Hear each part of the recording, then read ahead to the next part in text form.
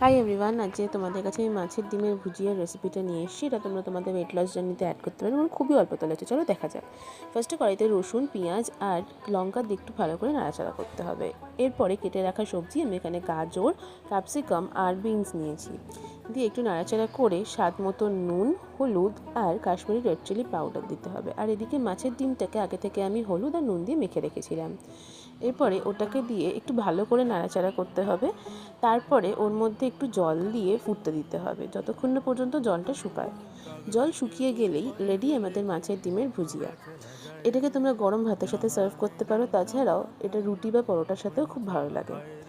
আর এরকম আরও diet friendly recipe পেতে আমার চ্যানেলটা সাবস্ক্রাইব করো। বাই।